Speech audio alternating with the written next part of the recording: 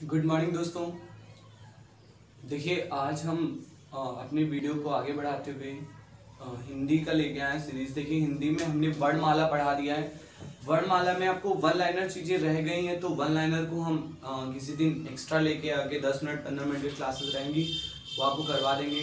जैसे मैंने द्वितीय व्यंजन नहीं बताया है, उच्छिप्त या द्विगुण व्यंजन बहुत अच्छे से डिटेल में नहीं बताया, तो वो सारी बातें प्लस वन लाइनर जितनी भी चीजें हैं आपको हम डिस्क्राइब कर देंगे। और आज हम शब्द स्टार्ट करते हैं। शब्द से रिलेटेड वीडियो आपको कैसी लगती है, और अगर आपके अंदर डाउट है, देखिए शब्द में जो है इनमें बहुत ज़्यादा पवार भी है, तब वो भी बात करेंगे उसकी भी। तो जितने भी कॉन्सेप्ट आप देखते चलिए, उसके अकॉर्डिंग फिर आप क्वेश्चन को भी सॉल्व करना शुरू करिएगा। तो कॉन्सेप्ट आज हम देखेंगे, और शब्दों का जो वर्गीकरण हुआ है, किस आधार पे हुआ है, उनका जो चार्ट बनता है शब्द का, वो कैसा बनेगा वो हम देखेंगे। तो स्टार्ट करते हैं। आप कमेंट बॉक्स में कमेंट जरूर करिए कि अगली जो वीडियो है हम किस टॉपिक पर बनाएं। आप रीजनिंग से भी कर सकते हैं, रीजनिंग में जो टॉपिक आपको पढ़ना हो, साथ में हिंदी के भी जो टॉपिक पढ़ने हैं। तो अपने आधार पे तो वर्णमाला मेरा हो चुका है, तो वर्णमाला से मैंने दो आपको 100 क्वेश्चन का वर्कशीट भी करा दिया है। अगर आप लोग कहेंगे तो नेक्स्ट वर्कशीट भी मैं लेके आऊंगा। तो अगर वर्णमाला से ही चाहिए और भी ज्यादा क्वेश्चन तो आप बताइएगा, फिर मैं अपने हैंड रिटन फॉर्म में लेके आऊंगा, हाथ से लिख के जो क्वेश्चन इंपॉर्टेंट है वो।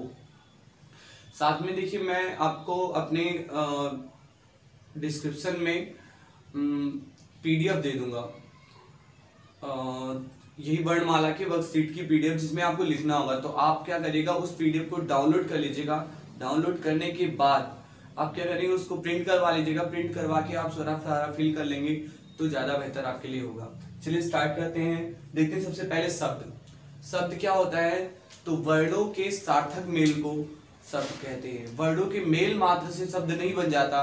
अगर हम का रा ला कह दें, क र ल, अगर ये भी तो वर्ण है, का भी वर्ण है, प्लस रा भी वर्ण है, और ला भी वर्ण है। अगर वर्णों के मेल मात्र से ही स्वर बन जाता, तो का रा ला करल, करल बनाना, क र ल करल, तो ये एक वर्ड हो गया होता। फिलहाल ये कोई वर्ड नहीं है, कोई शब्द नहीं है, इसलिए वर्णों का मेल तो होना चाहिए, लेकिन मेल होने के बाद उनका अर्थ भी निकलना चाहिए। अगर कोई सार्थक मेल होता है तभी वो शब्द बनेगा, अदरवाइज शब्द नहीं होगा। तो शब्द के लिए फिर से डेफिनेशन देख लेंगे, फिर से परिभाषा शब्द की। तो वर्णों के सार्थक मेल को ही शब्द कहा जाता है। शब्द के कई भेद भी हैं, शब्द का वर्गीकरण भी कई आधार पे हुआ है, तो उनको वर्गीकृत कैसे किया गया वो देखेंगे। सबसे पहले शब्द को दो भाग में बांट देते हैं, एक सार्थक शब्द, दूसरा निरर्थक। जैसे ये करल है, तो करल का कोई अर्थ ही नहीं निकला, तो ये निरर्थक शब्द हो गया, है ना। अगर कोई अर्थ निकल आता है तो वो नामा का नमक, तो वो सार्थक हो गया। तो हमने पूरे शब्द को दो भाग में बांट दिया है, एक सार्थक शब्द और दूसरा निरर्थक शब्द। देखिए निरर्थक शब्द जो होता है उसका कोई मैटर ही नहीं है, कोई मतलब ही नहीं है, तो इनका कोई प्रॉपर टाइप वगैरह नहीं बन, इनका कोई भेद बन रहा हो, इनका वर्गीकरण किया गया। जो निरर्थक है वो ऑलरेडी निरर्थक है। देखिए जो निरर्थक शब्द है इनका अपना कोई मतलब भी नहीं होता, लेकिन कभी कभी निरर्थक शब्द जो है वो सार्थक शब्दों के साथ आने के बाद अपना कोई ना कोई क्या बनाने लगते हैं, अर्थ देने लगते हैं। जैसे मान लीजिए पानी वानी, तो वानी शब्द अपने आप में निरर्थक शब्द है, लेकिन अगर पानी के साथ आता है तो वानी का मतलब हो जाता है क्या, वानी का मतलब है कि पानी के साथ कुछ ना कुछ तो एक्स्ट्रा होना चाहिए। जैसे आप अपने दोस्त को लेके आए अपने घर पे, मम्मी से बोला मम्मी, या बहन से बोला बहन पानी वानी लेके आओ, पिलाइए पिलाइए, तो पानी के साथ जो वानी आपने बोला है, तो वानी का कोई ना कोई सेंस होगा, तो पानी तो लेके आएगी ही आएगी वो, या आएंगी ही मम्मी। साथ में वानी मतलब जो भी घर में होगा, चाहे वो बर्फी हो, कोई मिठाई हो, या फिर कोई बिस्किट हो, जो भी रहेगा वो पानी के साथ लेके आएंगी, तो वानी का ये सेंस निकल गया। लेकिन अगर आप देखते हैं कि अगर पानी आया, पानी के साथ आपने वानी मांगा, पानी वानी लेके आइए, मम्मी बर्फी ले आई या फिर रसगुल्ला ले आई, तो आपको लगा कि अच्छा पानी वानी बोला था मैंने, पानी तो मम्मी लाई, साथ में वानी का अर्थ होता है बर्फी या फिर रसगुल्ला। तो आप दूसरे दिन जाके बर्फी मांगने लगे कि पानी दे दो मम्मी, या मुझे वानी चाहिए, तो मम्मी फिर बर्फी ला के नहीं देगी, रसगुल्ला ला के देगी। मार भी पड़ सकती है। वानी क्या होता है, what nonsense are you talking, आप क्या बेवकूफी भरी बातें कर रहे हैं। वानी कौन मांगता है, वानी क्या होता है, कोई नहीं समझेगा। तो निरर्थक शब्दों को ऐसे कोई मतलब ही नहीं होता है। लेकिन जब सार्थक शब्दों के साथ आते हैं, आपने कहा कि मम्मी चाय वाय पिलाओ जल्दी, तो चाय तो लेके आएंगे ही मम्मी, साथ में वाय का सेंस हो जाएगा कि अगर आप चाय के साथ बिस्किट लेते हैं तो बिस्किट, अगर आप टोस्ट वगैरह लेते हैं तो टोस्ट वगैरह हो जाएगा, अगर नमकीन खाते हैं चाय नमकीन तो नमकीन रहेगा घर पे तो मम्मी नमकीन ले आएंगी, और अगर चिप्स पापड़ होंगे तो वो, तो वाय का कोई ना कोई सेंस हो जाता है। लेकिन प्रॉपर वही नहीं होता कि अगर एक दिन मम्मी पापड़ ले आई तो आपको लगे कि अच्छा चाय के साथ पापड़ आया तो चाय वाय मतलब वाय का मतलब पापड़, तो पापड़ नहीं होता, कोई ना कोई सेंस निकल आएगा तो वहां पे निरर्थक हो जाता है। लेकिन सभी निरर्थक शब्दों का भी कोई सेंस नहीं निकलता है। तो सार्थक शब्द का बंटवारा ही हम आज देखते हैं कि सार्थक शब्दों का बंटवारा किस आधार पे हुआ है और कितने कितने। तो सार्थक शब्दों को कई तरह से बांटा गया, जैसे बनावट या रचना के आधार पर, स्रोत या उत्पत्ति के आधार पर, अर्थ के आधार पर, शब्द शक्ति के आधार पर और विकार के आधार पर। तो सबसे बड़ी बात यह है कि हम सबसे पहले इनके ये समझ लें कि कितने भाग में बांटे गए हैं शब्द इन आधारों पे। तो सबसे पहले ध्यान रखिएगा, आप याद भी रखिए एक सीक्वेंस, बउआ, बउआ, बउआ एक शब्द याद रखिएगा।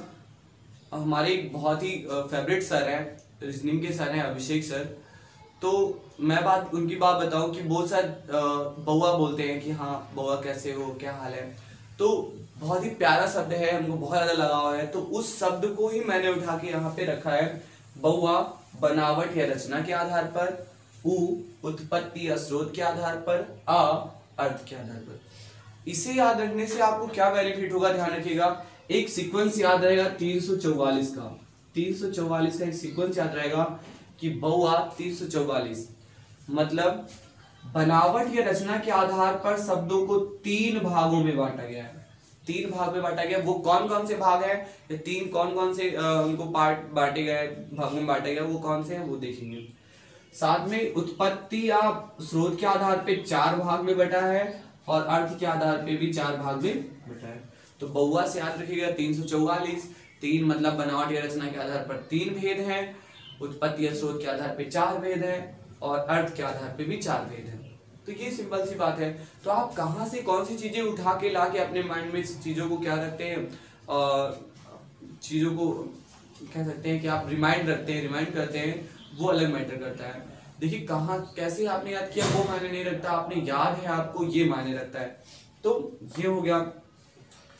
तो आप याद रखिएगा बनावट या रचना, रचना में 3 शब्द होती है, 3 हो गया। उत्पत्ति में ध्यान देंगे तो 4 हो गया। अर्थ के 4 भेद, शब्द शक्ति के आधार पे भी 3 भेद हैं, जबकि विकार के आधार पर कितने भेद हैं, 2। तो अगर आप देखेंगे 34 432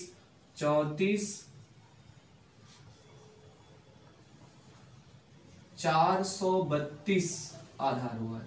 ध्यान रखिए बनावट या रचना के आधार पर 3 भेद है, उत्पत्ति या स्रोत के आधार पर 4 भेद है, अर्थ के आधार पर 4 भेद है, शब्द शक्ति के आधार पर 3 भेद हैं तथा विकार के आधार पर 2 भेद हैं।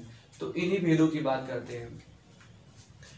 देखिए अगर लाइफ में हर वो इंसान को आपको अहमियत देनी चाहिए या उसका रिस्पेक्ट करना चाहिए जिन्होंने आपको इस लायक बनाया कि आप कहीं पे ऐसे खड़े हो सकते हैं, तो हम बहुत रिस्पेक्ट करते हैं अपने टीचर्स की, और स्पेशली अभिषेक सर की बहुत ज़्यादा, क्योंकि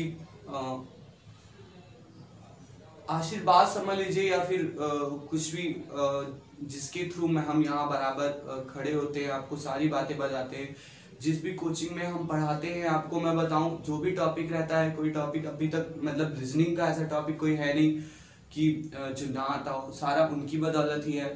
तो अपने आप में ही वो महारथी हैं कह सकते हैं। तो फिर मैं भी पूरी कोशिश करता हूँ उनके जैसे बनने का, और आप भी ध्यान रखिए आपके जो टीचर्स हैं उनको रिस्पेक्ट जरूर करिए। अलग बात है वो आपसे फ्रेंडली रहते हैं या आपको कुछ कहते नहीं है, कोई जरूरी नहीं कि कोई आपको कुछ कहे ना तो आप उसको रिस्पेक्ट देना ही छोड़ दें। तो फिलहाल आते हैं इस पे, बनावट या रचना के आधार पर जब शब्द के 3 भेद हुए तो कौन कौन से। अगर हम बात करें पहला जो है तो वो ऋण शब्द है, ऋण शब्द। देखिए मैं भी आपको इससे दिख ना रहा हो तो हम कलर चेंज कर दे रहे हैं। ऋण शब्द, फिर है यौगिक शब्द,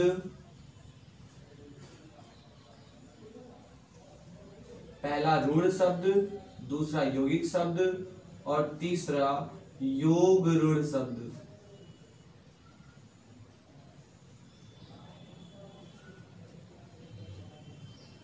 तो ये तीनों भेद जो हैं वो बनावट या रचना के आधार पर शब्द के हैं। कहीं कहीं आपको रूढ़ का रूढ़ ही भी मिल जाएगा तो बहुत ज्यादा मायने नहीं रखता है। तो रूढ़ शब्द, यौगिक शब्द और योग रूढ़ शब्द, ये तीनों जो हैं वो क्या है, बनावट या रचना के आधार पर शब्द के भेद हैं।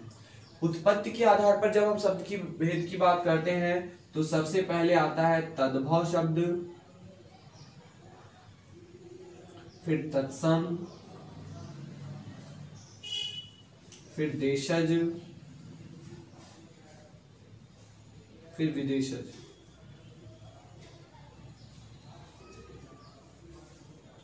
पहला, दूसरा, तीसरा, चौथा। तद्भव, तत्सम, देशज, विदेशज, इन सब को मिला के उत्पत्ति या स्रोत के आधार पे जो भेद है उनको डिफाइन किया गया है।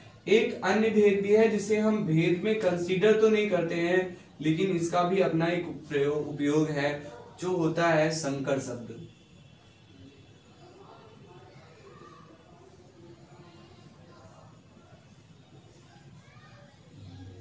देखिए तद्भव तत्सम के साथ अर्ध तत्सम शब्द भी आते हैं तो उनकी भी बात भी करेंगे, लेकिन फिलहाल अभी तो हम चार मेन पार्ट पे बात करते हैं। चार मुख्य भेद हैं, तद्भव, तत्सम, देशज, विदेशज और एक संकर शब्द। लेकिन इसको मान के आप 5 मत कर दीजिएगा, कहीं कहीं आपको बुक में 5 मिल जाएगा लेकिन 5 नहीं होता है, 4 ही लगाएंगे, क्योंकि कई बार क्वेश्चन पूछा गया उत्पत्ति या स्रोत के आधार पर शब्द के कितने भेद हैं, 1 2 3 4 या 3 4 5 6, तो आप 4 ही लगाएंगे।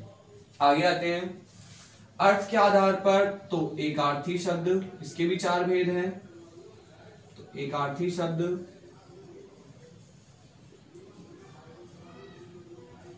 अनेकार्थी शब्द, विपरीतार्थी शब्द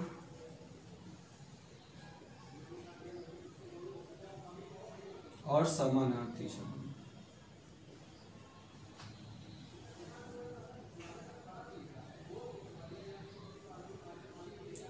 तो ये चारों अर्थ के आधार पर जो एक ही अर्थ देते हैं, ऐसे शब्द जो केवल एक अर्थ देते हैं उन्हें एकार्थी शब्द कहते हैं। जो एक शब्द के कई सारे अर्थ होते हैं उन्हें अनेकार्थी शब्द कहते हैं। और विपरीतार्थी का मतलब होता है वे शब्द जो दूसरे शब्द का विपरीत अर्थ देते हैं। जैसे पुण्य का अपोजिट पाप या पाप का अपोजिट पुण्य होता है, दूसरे के अपोजिट है, विपरीत अर्थ देते हैं तो उन्हें विपरीतार्थी शब्द। और समान अर्थ देंगे, चाहे जल कहिए चाहे पानी कहिए, तो ऐसे शब्द क्या होंगे, समानार्थी शब्द होंगे। शब्द शक्ति के अनुसार अगर हम बात करते हैं तो शब्द शक्ति के अनुसार 3 भेद हैं। यहां तो आपको 4 मिल गए। 3, पहला जो होता है वो अभिधा, फिर व्यंजना, फिर लक्षणा।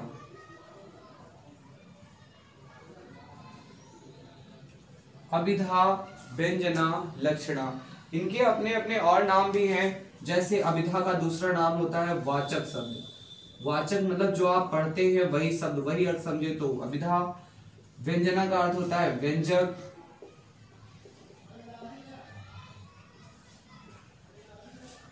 और लक्षणा का अर्थ होता है लाक्षणिक, मतलब दूसरा नाम, अर्थ नहीं, लाक्षणिक। तो ऐसे मिला के पूरे अर्थ के आधार पर, शब्द शब्द के आधार पर 3 भेद है, अभिधा, व्यंजना और लक्षणा। मतलब जहां पे आप वाचक कह सकते हैं, अभिधा का दूसरा नाम वाचक, व्यंजना का व्यंजक और लक्षणा का लाक्षणिक कहते हैं। विकार के आधार पर शब्द के 2 भेद है। उन दोनों भेदों में बहुत महत्वपूर्ण कौन कौन सा है, ध्यान देते हैं। पहला है विकारी शब्द। विकार के आधार पर जिसमें विकार हो गया, विकार का अर्थ होता है परिवर्तन, विकारी शब्द। और दूसरा है अविकारी शब्द। अविकारी मतलब जहां परिवर्तन ना हो। विकारी शब्द और अविकारी शब्द। और ध्यान दीजिए इन दोनों के भी 4 भेद हैं, जिनमें अपना अपना जिनका महत्व है। 4 भेद इनके और 4 भेद इनके।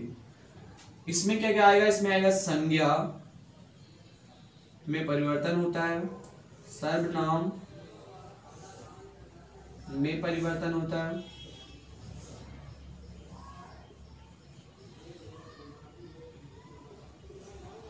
विशेषण, और चौथा क्रिया।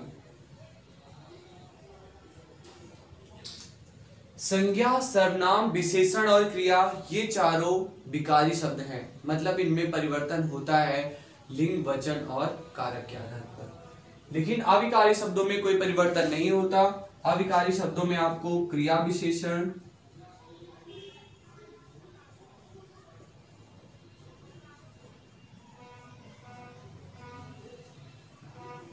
संबंध बोधक,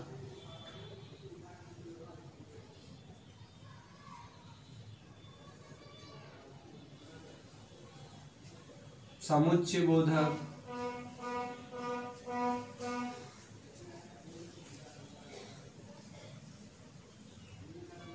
और विस्मयादि बोधक।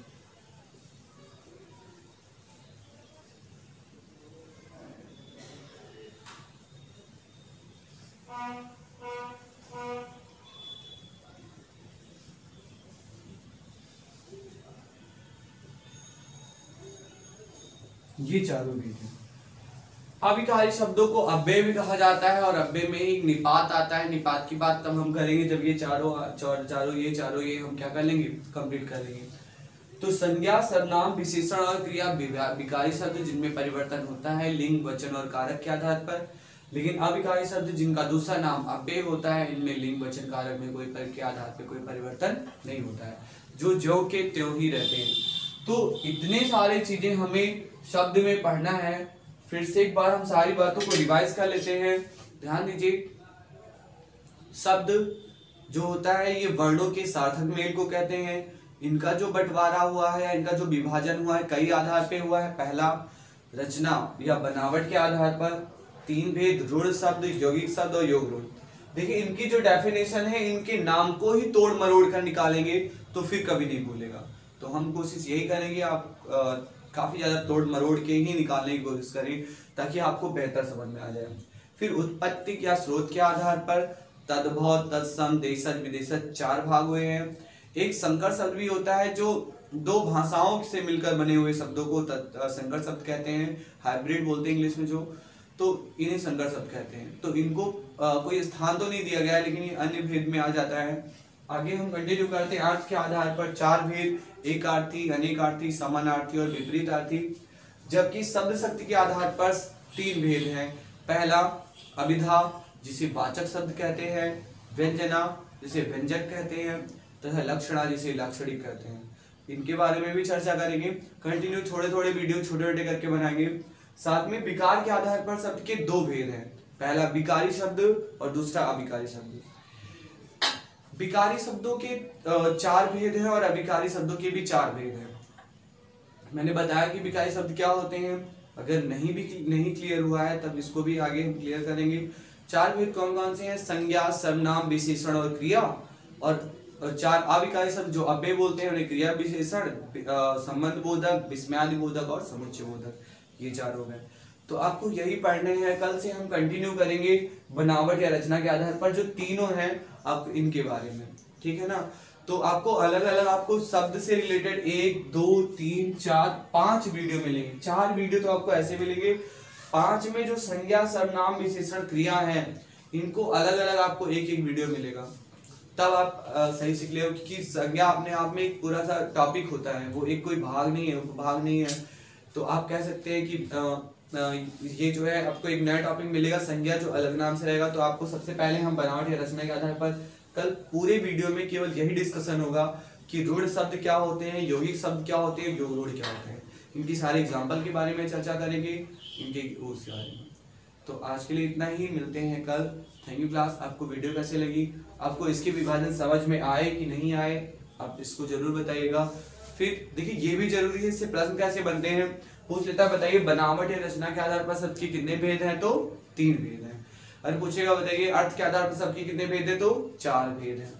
शब्द शक्तियां कितनी है? तो 3 हैं। अगर पूछता है कि बताइए स्रोत या उत्पत्ति के आधार पर सबके कितने भेद हैं, तो कितने हैं? 4 हैं।